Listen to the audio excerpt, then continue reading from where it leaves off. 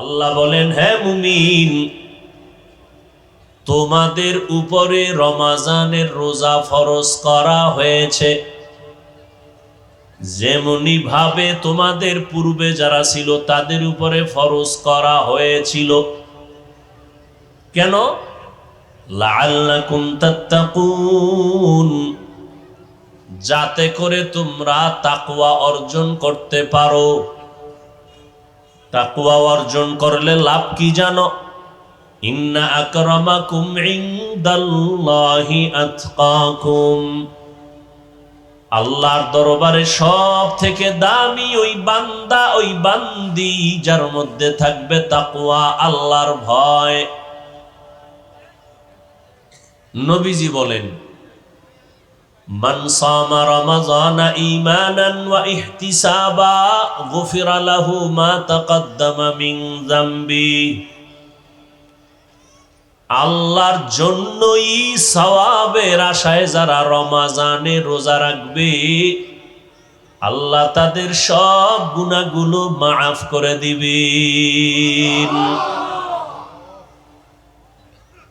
ওয়ামান কামা রমাযানা ঈমানান ওয়া ইহতিসাবা গুফিরা লাহু মা তাকদ্দামা মিন যামবি। যারা রমাজানে দণ্ডায়মান হালাতে ইবাদত করবেন, দাঁড়াইয়া ইবাদতে কাটাবেন, আল্লাহ তাদের জীবনের গুনাহ মাফ করে দিবেন। রমাজান বড় বরকতের মাস।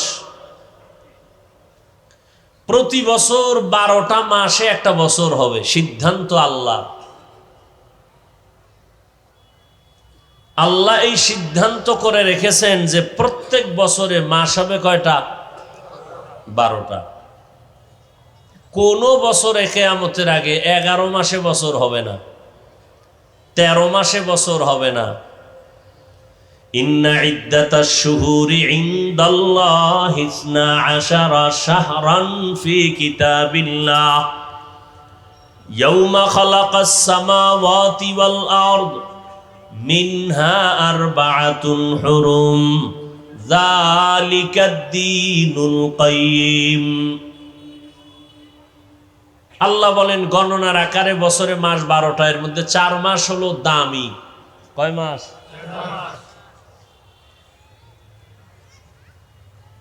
রজব। এখন কোন মাস চলে জানেননি? এর আগেরটা কি গেছে? রজব। 12 মাসে এক বছর। সম্মানিত মাস কয়টা? সর্বোচ্চ সম্মানিত 4 মাস। রজব একটা কি? রজব, জিকাদা, যুলহিজ্জা, মুহররম। অর্থাৎ রমাজানের পরের মাসের পরের 3 মাস। রমাজান, শাওয়াল, এরপরে জিকাদা, যুলহিজ্জা, মুহররম। কয় মাস হইল? বুঝেন নাই? অর্থাৎ মুহররম এর আগের 2 মাস সহ 3 মাস, আর হইলেই শাবানের আগে রজব। এই 4 মাস।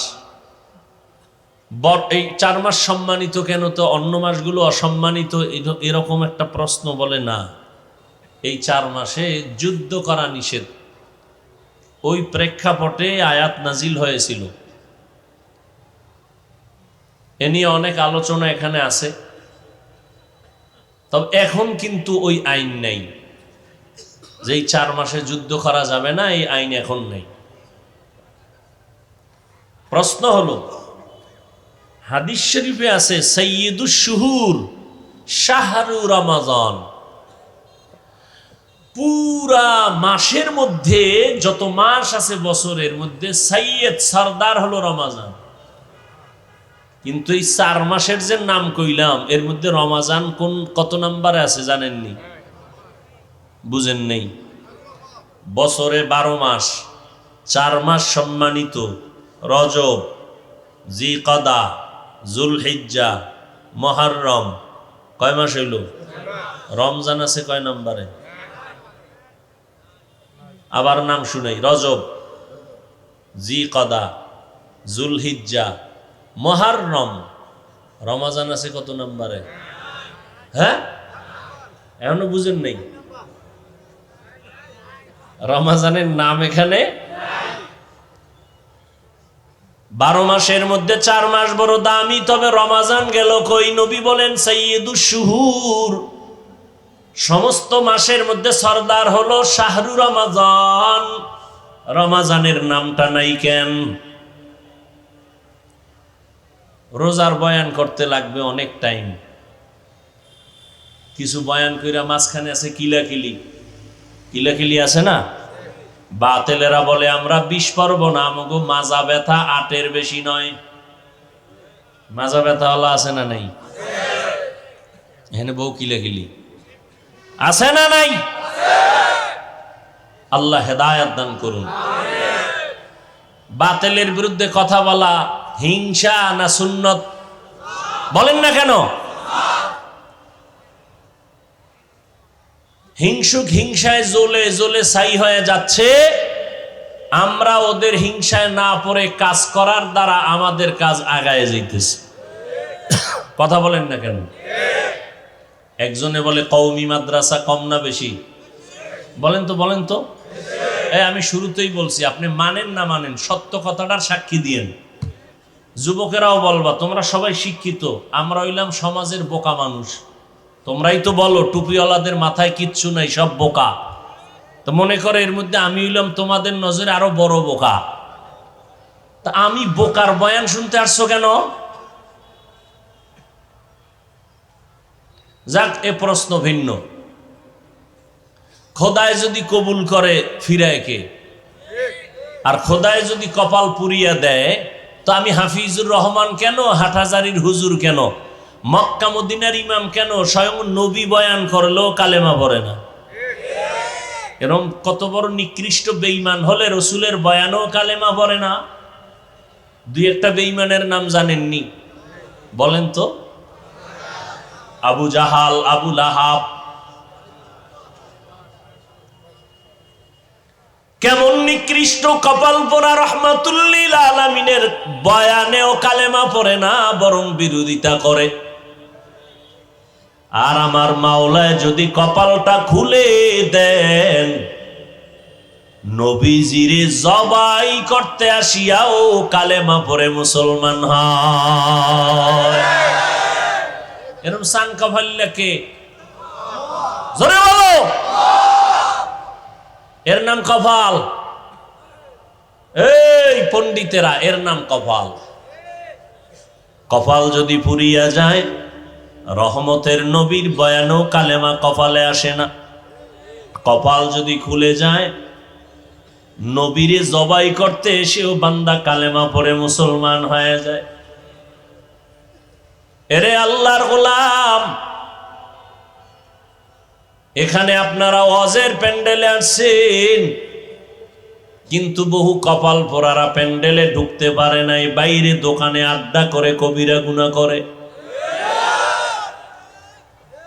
কপাল ভালো না পোড়া? আবার একদল ওয়াজের প্যান্ডেলে ঢুকছে ঠিক, কিন্তু কপাল বড় খারাপ। ওলামায়ে কেরামের কথা শুনতে কপাল নাই, গজবের মোবাইল নিয়ে ব্যস্ত হয়ে আছে। কপাল পোড়া। কপাল ভালো না পোড়া? এই যে আপনারা এই মোবাইলওয়ালার গোলামেরা যে মোবাইলটা ধরে রাখছো, আমার ছবি মোবাইলে নিতেছো, 1 নাম্বার কথা, ছবি কি ওখান থেকে স্পষ্ট আসবে? সত্য কথা বলতে বলছি না? তুমি 200 হাত দূরে বসে মোবাইলটা ধরছো, ছবি স্পষ্ট আসবে? বয়ান স্পষ্ট আসবে? তুমি যে কামটা করতেছো, এই কামটা তো মিডিয়াওয়ালারা নিখুঁতভাবে করে, তোমারে শয়তানে লারেনি। তোমার কপাল এত খারাপ কেন? তুমি বেহেশতের বাগানে বইয়া এরপরে এটা করো কেন? এটা তো এমন একটা বেহেশতের বাগান যে বসার সাথে সাথে সব গুনাহ মাফ। তোমার কাজটাই তো মিডিয়াওয়ালারা করে নিখুঁতভাবে, সেখান থেকে ডাউনলোড করে নিয়ে যাবা। তুমি কেন মোবাইল নিয়ে বসে আছো? নাম্বার 2, এই যে ছবি তুলতেছো, সরকারের অর্ডার আর মদিনাওয়ালার অর্ডার ছাড়া ছবি তোলা 1000 কোটি বার হারাম, হারাম, কবিরা গুনাহ, কবিরা গুনাহ, কবিরা গুনাহ। আল্লাহর কসম, আমি মুসলমানের বাচ্চা হয়ে বলছি, আমি রসুলের মোহাব্বত নিয়ে বলছি, আল্লাহর আইন রসুলের তরিকার অনুমতি ছাড়া, সরকারের অর্ডার ছাড়া ছবি তোলা হারাম, 1000 কোটি বার হারাম, কবিরা গুনাহ। তুমি ছবি তুলো কেন? কি তোমার কাছে কি শরীয়তের দলিল আছে বলো? সরকারের অর্ডার বলেন না কেন? যুবক বাবারা জবাব দাও, বেয়াদবি মাপ চাই, আল্লাহর হস্তে মাপ চাই, আমি জাহান্নাম থেকে বাঁচাবার জন্য বলছি। তুমি যে ছবি উঠাইতেছো, এই ছবি উঠানো তো অনর্থক, সম্পূর্ণ কবিরা গুনাহ। বর্ষ বেহেশতের বাগানে করতেছো কবিরা গুনাহ। এ কথা বলবে কে, শুনবে কে? মানুষের মেধা এত নষ্ট যে বক্তা বাদ দিবে, তারপরে আকাম বাদ দিবে না। বক্তা দাওয়াত বাদ, এই বক্তারে আর দাওয়াত দেয়া যাবে না, কিন্তু আমগো আকাম চলবে। কে বলবে এই কথা, কে শুনবে এই কথা? আল্লাহর জন্য বললাম, রসুলের মোহাব্বতে আল্লাহ আমাকে মাফ করেন। কিছু হোক বা না হোক, বলার দায়িত্ব আমার। ওয়াজাক্কির ফাইন্না যিকরা তানফাউল মুমিনিন। কোরআনের আয়াত, আলোচনা চালায় যাও, মানুক আর না মানুক, ফায়দা থেকে খালি না। একটা লোক যদি হেদায়েতে আসে না, আর অনর্থক ছবি তুলে কবিরা গুনাহ। হাদিস শরীফ খুলো, ব্যানার দি লাগাও আহলে হাদিস, তোমাকে হাদিস মানারই কই? হাদিসে আছে ছবি তুলনেওয়ালাদের আযাব কিয়ামতের দিন বেশি হবে। কিয়ামতের দিন আযাব তাদের বেশি হবে যারা অনর্থক ছবি তুলে। এই যে ভিডিও করে, নিয়েও তো অনেক ইখতিলাফ। আমাদের মুরব্বীরা তো এগুলো পছন্দই করেন না। আমরা কিছু বলি না, একবার তো বন্ধ করে দিছিলাম। কিছু ফায়দা যদি হয় সেই ক্ষেত্রে একটু ছাড় দিছি, চুপচাপ থাকি। তার মানে এটা না যে এটা আমার কলিজা দিয়ে মোহাব্বত করে। অনেকে তো টাকা দিয়ে মিডিয়া এনে বসায়, কি জন্য করে আল্লাহই ভালো জানেন। দুনিয়ার মানুষ বিচার করে উপরের হালাত দেখে, আল্লাহ বিচার করে কলব দেখে। ওই ঘটনা কখন শোনাবো? কিয়ামতের দিন আল্লাহ 3 ব্যক্তিকে ডাকবেন। দুনিয়ার সব বিবেক বলে এরা জান্নাতি, আল্লাহ কয় এগো শিকল লাগাও জাহান্নামের। দেখেন, দুনিয়ার সবাই বলে 3 জন লোক জান্নাতি। 1 নাম্বার আল্লাহর কাছে দাঁড় করাবেন প্রথম যে শহীদ, যুদ্ধের ময়দানে গলা কেটে ফেলেছে। আল্লাহ বলবে, শহীদ তুমি যুদ্ধে গেছো কেন? তোমার গায়ে রক্ত লাগানো কেন? আবু হুরায়রা রাদিয়াল্লাহু তাআলা আনহু বর্ণনা করেন, শহীদ বলবে, আল্লাহ দ্বীনের জন্য যুদ্ধ করেছি। আল্লাহ কয়, এটা তো দুনিয়াওয়ালারা সবাই জানে তুমি দ্বীনের জন্য করছো। না, আমি আল্লাহ তো তোমার ভিতরের খবর জানি, তুমি নিজের জন্য করেছো। মানুষ তোমাকে জানো যোদ্ধা বলে, মানুষ জানি উপরেরটা, আমি জানি ভিতরেরটা। অতএব তুমি দুনিয়া কামাই করার জন্য করছো, দুনিয়ায় তুমি বাহা বাহা পেয়েছো। যাও, এই জাহান্নামের ফেরেশতারে ধরো, শিকল লাগায় জাহান্নামে নাও। সহিহ হাদিস। দ্বিতীয়বারে ডাকবেন আমার মতো আলেম মাওলানা, আসো। এই মাওলানা সাহেব, তুমি আলেম হইছো কেন? বলবে, আল্লাহ দ্বীনের দাওয়াতের কাজ করব। না, তুমি তো দ্বীনের জন্য করো নাই, করেছো নিজের জন্য। মানুষ তোমাকে মাওলানা না বললে কষ্ট পাইতা, কেউ জানে না, আমি তো জানি। আমি তো ভিতরেরটা জানি, তোমার অন্তর। শেষবারে আল্লাহ বলবে, রে ধর জাহান্নামের ফেরেশতা, শিকল লাগায় জাহান্নামে নিয়ে যাও। তৃতীয় ব্যক্তি হবে দানবীর, দান সৎকা করে, মাদ্রাসা মসজিদ করে, কালভার্ট করে, রাস্তাঘাট করে, এতিম অসহায়কে সহযোগিতা করে। এরও ধৈর্য আল্লাহ বলবেন, কেন করছো? কয় তোমার জন্য। কয় না, আলহাজ না লেখলে মেজাজ গরম করতি, কেউ জানে না, আমি তো জানি। টাকা পয়সা দান করছো, নামটা ছোট কইরা লেখছে, মনে কষ্ট পাইছো, কেউ জানে না, আমি তো জানি। তুমি তো দুনিয়ায় দান সৎকা করছো, তোমার নামটা সাইনবোর্ডে থাকবে দানবীর, তাহলে তুমি দুনিয়া পাইছো। আসলে যা চাইছো তা দুনিয়ায় পেয়ে গেছো, আমার কাছে কিছু নাই। জাহান্নামের ফেরেশতাকে ধরে শিকল লাগায় জাহান্নামে নিয়ে যাও। কিসের বড়াই করেন? আল্লাহ হেদায়াত দান করুন।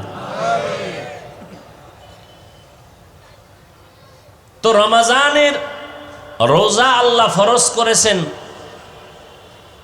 আল্লাহ ডাইরেক্ট যদি বলেন এত কিছু ঘুরাই ফিরায় না, আল্লাহ যদি বলেন হুকুম দিলাম রোজা রাখ, ডাইরেক্ট আল্লাহ না বলে একটু ঘুরাইয়া বলছেন মায়া লাগাইয়া, ও বন্ধুরা। আল্লাহ খুব মোহাব্বতের ডাক হলো মুমিন। মুমিন মানে আল্লাহর বন্ধু ছাড়া অন্য কেউ, আল্লাহর মুমিন ছাড়া আল্লাহর অন্য কোনো আপন কেউ নেই। আল্লাহর সব থেকে বেশি আপন বন্ধু যারা মুমিন তারা। এক নাম্বার আল্লাহ কয়, এই আমার বন্ধুরা। তো বন্ধুরে ডাক দিছে, বন্ধু তো বন্ধুর সাথে মহব্বতে কঠিন কথা বললেও মানতে বাধ্য। এই জন্য আল্লাহ প্রথম ব্যবহার করলেন, তুমি আমার প্রিয় বন্ধু। তোমাকে একটা কথা বলি, কি? রমাজান আসতেছে, বরকতের মাস, একটা রোজা রাখবা। তো সেটা কেমন? কয় সারাদিন না খায়া থাকতে হবে। এটা কেমন কষ্টের কাজ? কয় না না, তোমার কষ্টের কিছু নাই, তোমার পূর্বে যারা বাপ দাদা গেছিল এরাও রাখছে। ও তারা যদি রাখতে পারে তাহলে আমিও ইনশাআল্লাহ পারবো। আল্লাহ এভাবে হুকুমটা আসান করে দিলেন। কেন করবা? আমার তাকওয়া অর্জন করবা। তাকওয়া অর্জন করতে পারলেই আমি দুনিয়াতে 6টা পুরস্কার তোমাকে দিব, আখিরাতে 2টা পুরস্কার দান করব। দুনিয়ায় পুরস্কার 6টা, আখিরাতে পুরস্কার হলো 2টা। কাদের জন্য? যারা তাকওয়া অর্জন করবে। রমজানের সাথে তাকওয়ার সম্পর্ক বড় গভীর। বছরে 12টা মাস, 4 মাস বড় দামি, তবে রমজান নামটা কেন সেখানে নাই? উদাহরণত আমি বলি, আম্মা জান আয়েশা রাদিয়াল্লাহু তাআলা আনহা একদিন নবীকে বললেন, হে পয়গম্বর, আপনার হাতে গড়া সাহাবীদের মধ্যে একটু বলবেন মর্যাদায় কে আগানো। আম্মা জান মনে মনে ভাবছেন আমার আব্বার নাম কইবেন। আব্বাকে নবীও বুঝছেন, নবী ঘুরাই দিছেন। কয় আমার সাহাবীদের মধ্যে দামি আমার সাহাবী ওমর। আম্মা জান আশ্চর্য হয়ে গেলেন, বাবার নাম না বলে ওমরের নাম বললেন। বেশি কথাও বলা যায় না, কারণ রহমতের নবী আমার, প্রত্যেকটা কথার আদব আছে। একবার এক আবদার করতে গিয়া আল্লাহ আয়াত নাযিল করে বলছেন, নবী তাড়াতাড়ি আপনার স্ত্রীদের তওবা করতে বলেন, যদি তওবা না করে একসাথে সব বিবি তালাক দিয়ে দিবেন। একসাথে সব তালাক, আর নাইলে তাড়াতাড়ি বলেন তওবা করতে। ইয়া নিসা আন-নবী লাস্তুন্না কাআহাদিম মিনান নিসাই ইনিত্তাকাইতুন্না ফালা তাখদা'না বিল কাউল فيطمع الذي في قلبه مرض وقلن قولا معروفا। আবার কোন কথা কইয়ে ফেসে পড়ি। জিগাইলাম আপনার সাহাবীদের মধ্যে দামি কে? আব্বাজানের নাম না বলে ওমরের নাম বলেছেন। নবীও বুঝে শুনে একটু ঘুরায় বলছেন, ও আয়েশা জাননি ওমরের দাম কত?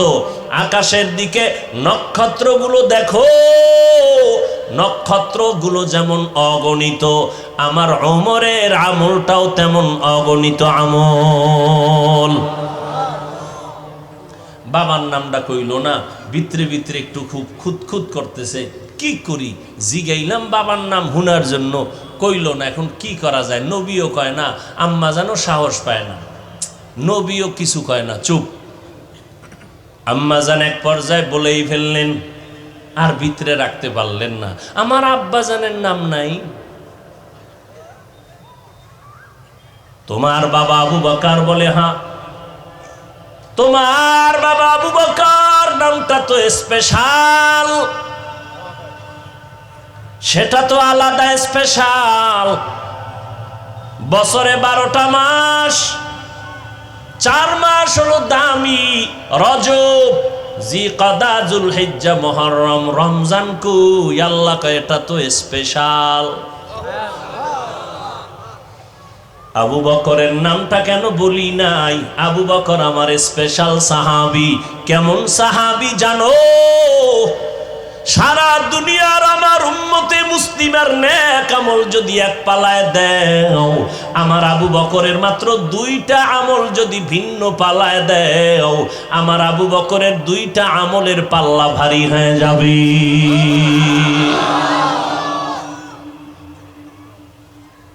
সেই সাহাবায়ে কেরামদের বিরুদ্ধে যদি কেউ কথা বলে, খোদার কসম এর মতো ভণ্ড পৃথিবীতে কেউ নাই। সাহাবায়ে কেরামদের বিরুদ্ধে যারা লেখবে, যারা বলবে, তারা ভণ্ড। এদেরকে যারা ভণ্ড মানে না, তারাও ভণ্ড। সাহাবায়ে কেরামের দাম কত এ নিয়ে ভিন্ন আলোচনা। এক কথায় বলবো, সমস্ত সাহাবায়ে কেরাম জান্নাতি। বলেন সব সাহাবায়ে কেরাম? নাম্বার 2, সমস্ত সাহাবায়ে কেরাম উম্মতের মডেল, আদর্শ, স্কেল। পুরা দুনিয়ার উম্মতের ঈমানের স্কেল হলো সাহাবায়ে কেরামের ঈমান। অতএব সাহাবায়ে কেরামদেরকে যদি কেউ বলে আমরা সত্যের মাপকাঠি, মিয়ারে হক মানি না, আল্লাহর কসম, আল্লাহর কসম, আল্লাহর কসম, ওয়াল্লাহি বিল্লাহি তাল্লাহি, সে ভণ্ড, রসুলের দুশমন, ইসলামের দুশমন, ইহুদিদের পা চাটা গোলাম।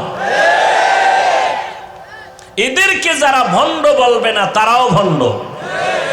এবার আমি 1 মিনিট সময় দিলাম, আমার কলিজার থেকে মহব্বতে বলছি, নিজের স্বার্থে বলি নাই।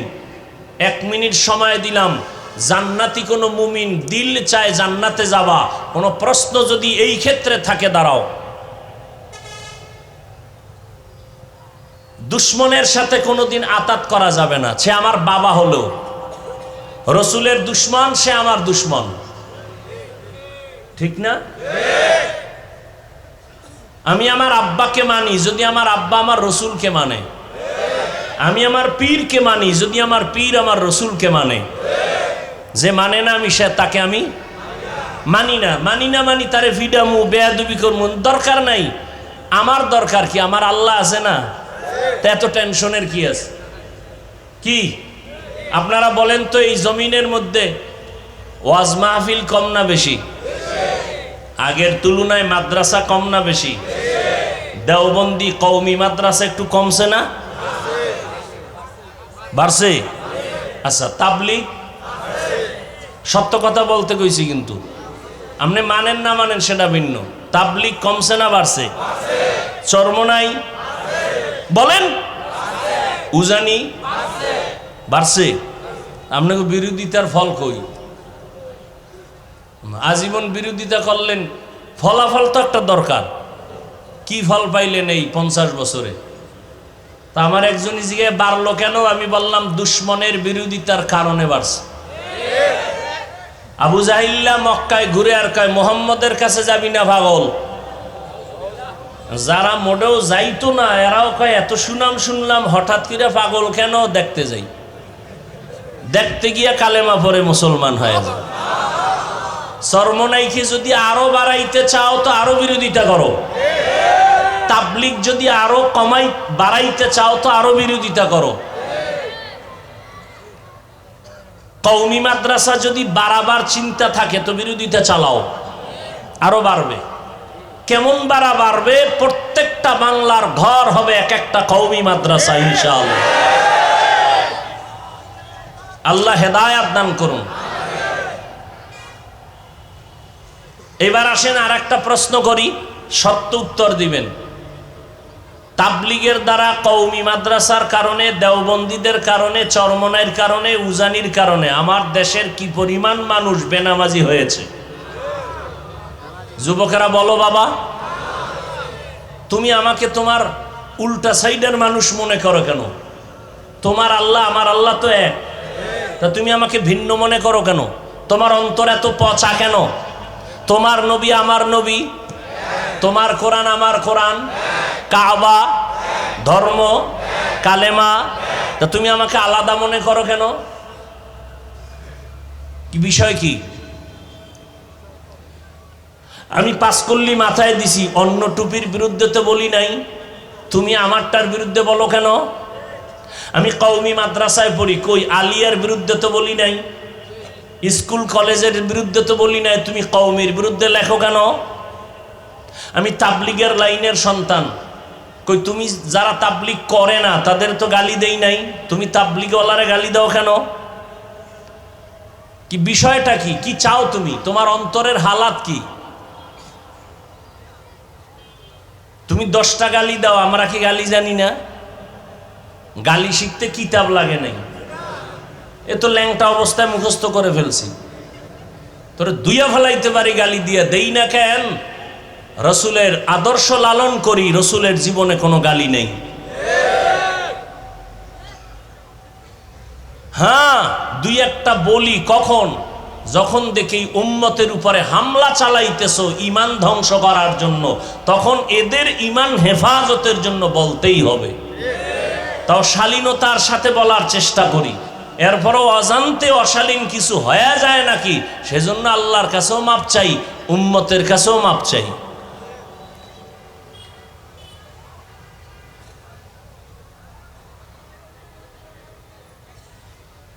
আল্লাহ সবাইকে হেদায়েত দান করুন। রমাজানুল মুবারক বড় দামি এক মাস, তাকওয়া অর্জন করাই হলো মূল কাজ। তাকওয়া মানে আল্লাহর ভয়। ও আল্লাহর বান্দারা, এখানে আমি যদি প্রশ্ন করি আপনারা আল্লাহরে ভয় করেননি, সবাই হাত উঁচু করে বলবে আপনাদের থেকে বেশি ভয় করি, সবাই বলবে।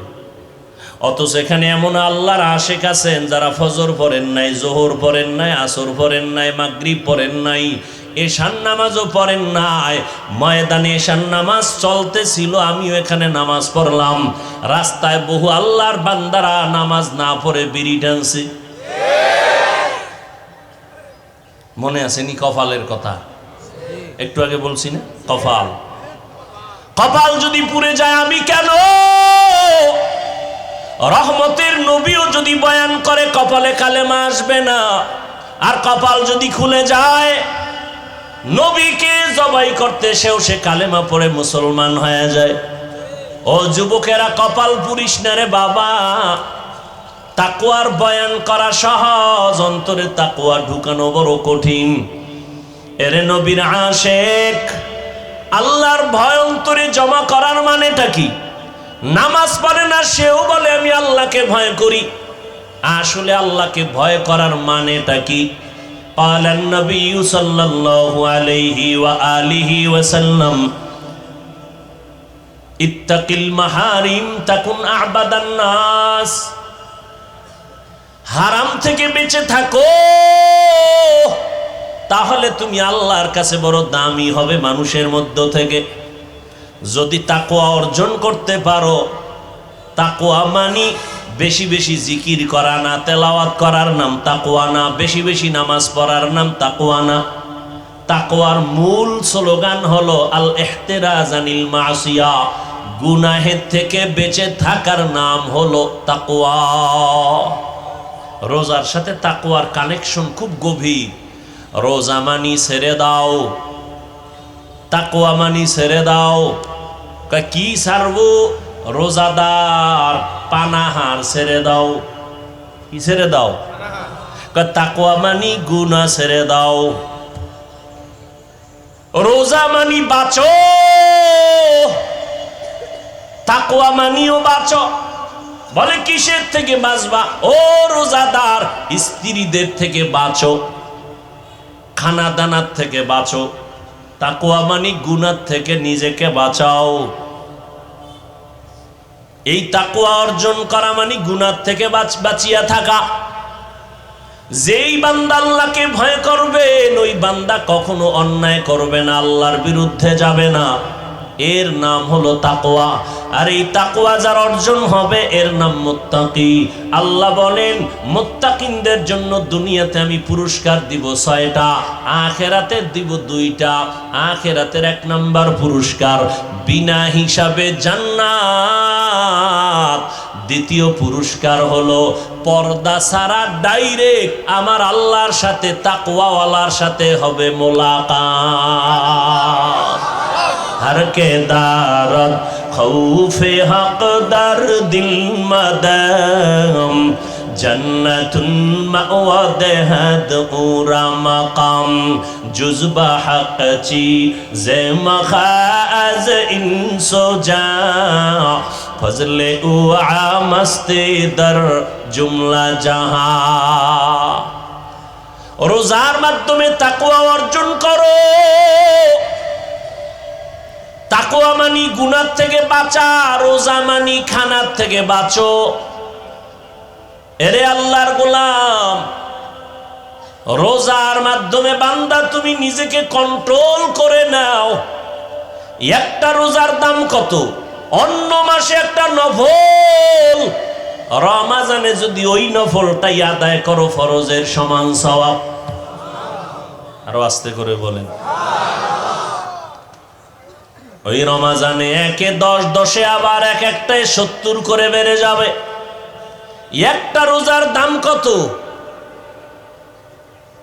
মিশকাত শরীফের হাদিস, পয়গম্বর বলেন জন্মগত একটা কাক জন্ম থেকেই যদি ডানা, এই উঠে কেন, এই কি তোমাকে ব্যারাম কি?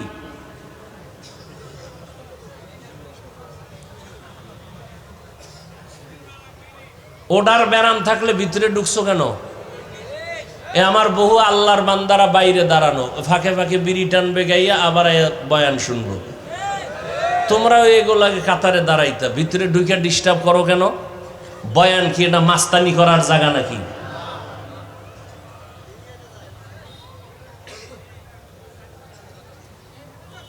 এই যে বয়ান করি আমরা বক্তারা, এই উসুলটা আজীবন মনে রাখবেন। একটা মূলনীতি বলে যাই, ছোট্ট কথা, আজীবন মনে রাখবেন। বক্তার বয়ান ভালো হওয়া না হওয়াটা সম্পূর্ণ নির্ভর করে শ্রোতাদের অন্তরের আকর্ষণ আর মহব্বতের উপর। বক্তার এলেমের হেডমে বয়ান হয় না। বহু এলেমওয়ালারা মাইকের সামনে কথা কইতে না। আরে আমরা ভালো বয়ান করি, কত জায়গায় মানুষ এত কষ্ট পায় যে এত সুন্দর বয়ান করে, আজকে আমাকে এখানে বয়ান ভালো হয়নি। এই বয়ান ভালো হওয়া না হওয়া সম্পূর্ণ নির্ভর শ্রোতাদের কলবের মোহাব্বত আর আকর্ষণের মধ্যে। আল্লাহ তো দয়া করবেনই ভিন্ন কথা, আর ইখলাস তো থাকতেই হবে। আমি তো বলছি না আমার বয়ানে বাদ মাগরিব লেখা আছে না? বাদ মাগরিব লেখা আছে।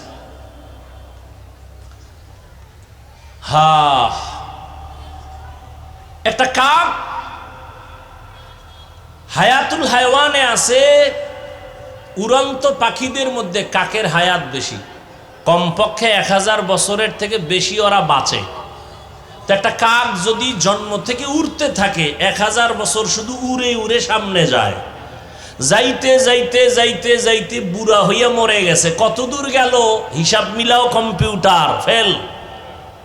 নবীজি বলেন, এই ঘটনাটা গত রোজায় বলছিলাম, ওই যে মোনাফেক অন্তর পচা আলেমের দুশ্মন, এটা নিয়ে বহু সমালোচনা করছে, অথচ বুঝলো না যে ঘটনাটা আমি হাদিস থেকে শুনেছি। এদের আলেমরাও যে এত মূর্খ যে একবারও বলে না এই ঘটনা নিয়ে পারাপারি করো কেন, এটা তো হাদিসেই আছে। এতটা হিংসা অন্তরে জমা যে আমি এই ঘটনাটা গত রোজায় বলছি যে একটা রোজার মূল্য কত। একটা কাক যদি উড়তে থাকে খোলা আকাশে, উড়তে উড়তে 1000 বছর পারায় কত দূর যায়? এত দূর যায় যে হিসাবে মিলবে না। ঠিক তেমনি ভাবে একটা রোজাদার এক রোজার বরকতে জাহান্নাম থেকে অত পেছনে চলে যায়। রসুলের হাদিস। ওই যে মূর্খ, এটা নিয়ে সমালোচনা গত রমজানে তোলপাড় সমালোচনা করছে। আল্লাহ হেদায়াত না দিলে করার কি? ওই যে বললাম কপাল। যুবক বাবার একটা কথা মনে রাখবা, পারলে লিখে রাখলে ভালো হবে। আমি তো আর আমার মন থেকে বলি না, কথাগুলো খুব ওজনওয়ালা কথা। তুমি মনে কইরো না যে আমি বলি দেখা ওজন কম। কথা অনেক গবেষকদের। সেটা কি জানো? আল্লাহ যদি কারো কপাল পুড়ে দেন, কথাটা লিখে রাখবা যুবক বাবারা, পায়ে হাত রেখে বলছি, ইবরাতের জন্য বলছি, কাউকে ছোট করার জন্য না। আল্লাহ যদি কারো কপাল পুড়ে দেন, তার প্রথম পরিচয় সে ওলামায়ে কেরামের বিরুদ্ধে নেমে যাবে।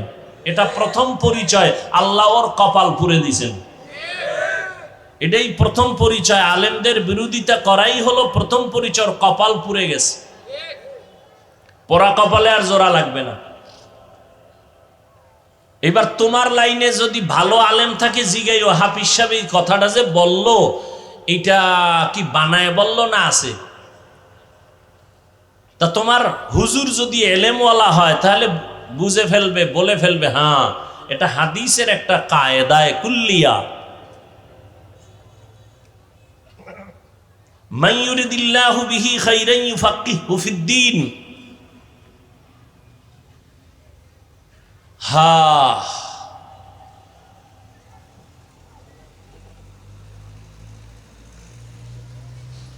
সাহাবায়ে কেরামদের অনুসরণ, আল্লাহর রসুলের অনুসরণের এই প্যান্ডেল বয়ান।